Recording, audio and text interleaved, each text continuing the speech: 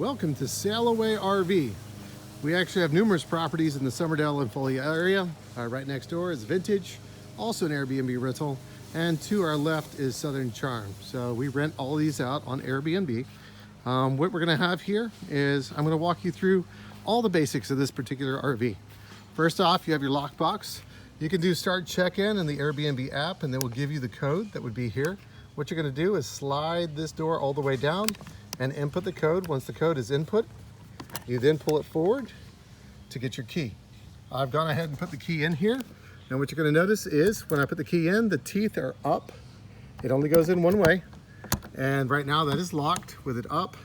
When you turn it, it will then open. Do not make the mistake of when you take the key out, you want to keep it this way if you want to keep it unlocked.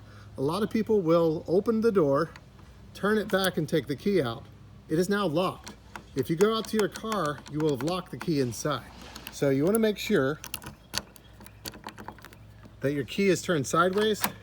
You'll notice the handle turns. Take the key out, turned, and that is going to be unlocked. I also recommend people to put the key back in here just in case you know it's always there. First thing you're going to do when you walk in is you can turn on a light switch. They're powered here. They will come on easily as long as the switches at the door are on. If they are not on, you'll turn these on and nothing will happen. So make sure you flip these switches on and then you will have light. You can do the 1 setting or the 2. Other first thing we're going to do is turn on the hot water heater. We do not leave any of this stuff on, and let's walk around and see what that looks like.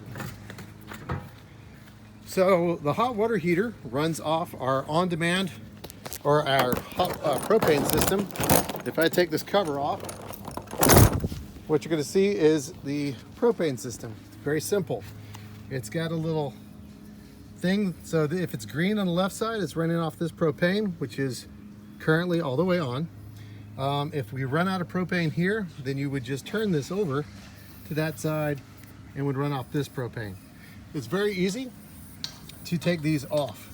So before you switch out, if you run out of propane in both systems, you would make sure it's off and unscrew it here counterclockwise. And we always have extra propane tanks if for some reason you need these. And we usually keep this cover on it. It protects it from the elements and it protects the battery and everything else like that. So I just took it off. It's light, very easy to put back on. Since I just turned that hot water heater on, this is where the hot water heater system works from. You'll see the word hot, and do you hear that?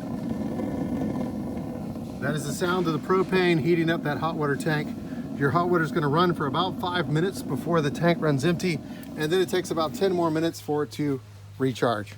You notice it just went off. That means the hot water tank is now up to temperature and the 6-gallon tank is good to go. You're also going to need to turn on your hot water system, or the water system. It's just a spigot at the ground. If it's turned sideways, that's off. You turn it this way and that's on. Very simple system. It does have a little security light. One of those switches I showed you at the front door is what turns that on. It is now currently on. Just a quick reminder that that key does not go to this door. This door you could lock from the inside with a little red switch deadbolt. This key only goes to the right side switch. We try to keep it simple to not confuse people. Once you're in here, the Wi-Fi is actually powered from this little black box. Right here, you'll see the Wi-Fi switch information in your house manual and the Wi-Fi guide. But in the back, you have the 4 bunk beds. My recommendation is to use this fan. This is the AC unit. Let me go ahead and turn on the lights here. This is the main AC. The knobs never are quite the right way. So if you want it on high, this is to cool. This is level 1, 2, 3 is the coldest setting. This is actually the coldest, and you would set it down there to give you, that's no cooling, and that's going to be your coldest setting. You can adjust the vents on the side. This goes towards this area, and then you have another adjustment on this side that pumps out the air, and this is very, very cool. So that's how the air conditioner works. Very simple. For some reason, if you run out of power or pop a breaker, you do have a fuse box. This is the fridge. You do have a fuse box that is down below it. You can always pop this out, take a look, and you'll see that all the breakers are turned to the right. If one ever pops to the left, you just pop it right back over to the right, and that'll reset your breakers. That's how that works. Let's go over to the toilet. Oh, and on the hot water heater, we highly recommend that you only turn this on when you're here. Whenever you leave for the day, just flip that back off, and that way the propane system's not running or anything like that. So we're big on safety, and we only have the propane actively doing something when you are here.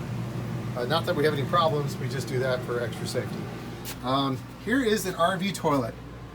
A highlight of this RV is you do have a fan system. So if you don't want to stink up the whole RV while you're doing your business, you can crank that open, you push that button, and it sucks the air out through the roof. Whenever you're done, just turn that off. You don't want to leave these open because rain can come in, and then you just crank that back down gently. So RV toilets, quick highlight of how these work is what you've got is a half pull. Oh, sorry about the finger. Half pull on this fills it with water. As you can see, the water is being added.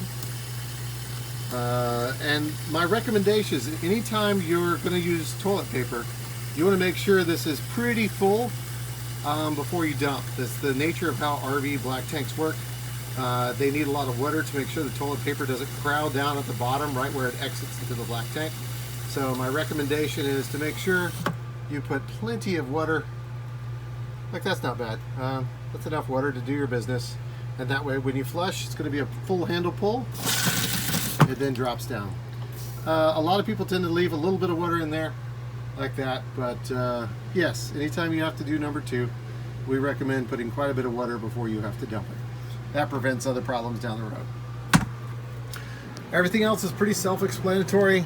You've got a very simple RV shower. You just pull it at the, if you need it to be a shower, just like most showers, you're going to pull up here at the middle and down. You do have a little faucet, and we have a step area. So let me go show you around back what you're going to do when your water and shower area doesn't seem like they want to drain anymore. You've got to empty the tanks. So quick guide on how to empty the black and gray tanks. So you're going to walk around the RV. If it's just one or two people, you can usually get away with not having to do this but like twice a week. If you've got a massive group of 7 or 8 people, you might have to do this once each evening. Do not leave these tanks open at all times. It will cause numerous problems, bugs, and smells. I don't want to go into full detail, but you always pull the black tank first. It says black tank on it. You just pull it out. You would normally hear something come out. We've already emptied them, but you'll actually hear something rushing through the pipes. When you don't hear it anymore, obviously if it's full, it's going to take a couple of minutes. I usually just pull it, walk back inside, hang out. When that's done, you then push it back in. And then you want to do your gray tank. Gray tank is shower and kitchen water, bath, sink, all that stuff. You would pull that out. You can actually hear it because we've been using the sink a little bit. But that would empty that tank. It's important that you always close it. All right, that's an in general idea of how everything works. My final recommendation is there is a button inside that I do not want you to mess with, but I don't like to remove it from the wall. It is the slide out. This button literally makes the couch go in and out when you're traveling. This is a no-touch button. It will make this entire area come in. It will break the TV, cause damage. So do not touch this button. And by the way, this thermostat does not work. Do not use this. It just holds the power cable. All the AC and everything is powered from the top. That's it. I know you guys are going to enjoy this wonderful, beautiful RV. And text me if you have any questions.